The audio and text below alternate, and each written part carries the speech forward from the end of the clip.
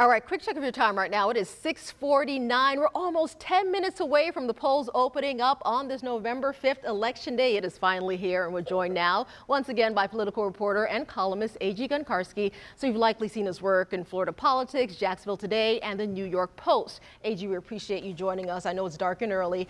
Look, I want to get right into this because we have been saying it again and again, record early voter turnout. But exactly who are we seeing casting their ballots early, and what does that mean for today's voter turnout? Yeah, right now it's heavily Republicans. They're about 10 points up on Democrats. They're dominating Duval and other places. And what that means really is, will the Republicans be able to turn out today in the same numbers? That's the big question. I mean, there are only so many Republicans even in a state like Florida. Yeah. So this is going to affect the Senate race, the House races, throughout the state. It's going to affect the amendments, presidential race, obviously.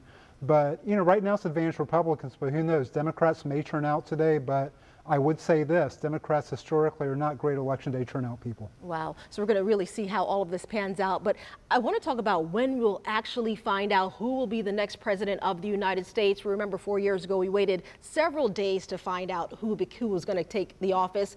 This time around, what are you expecting? What are your thoughts? It's going to be about the same because you've got Atlanta, you've got Philadelphia, you've got these major cities and swing states that are going to take longer to count their ballots, and people, will be watching that process closely, obviously from both parties and political observers. But, it's really where it comes in. You look at the early vote, it'll say, oh, Donald Trump's ahead because of the way it's being counted. But as the later vote gets counted, it's going to get closer and closer. So I think Friday is when we're going to have a really good idea about who's going to be the next president. Wow, that's for presidency. But as for the other things that people are voting on, we're going to have to wait and see. It's going to be a long night, and you'll be here with us. We're going to have you here in the morning on GMJ as well as all of the votes get, the ballots get casted, and we find out exactly not who will be president, but the amendments as well. We're going to be here with you, of course, throughout the day, throughout the night, into the early morning. AG, we appreciate you. We're going to check in now with meteorologist Lewis Turner.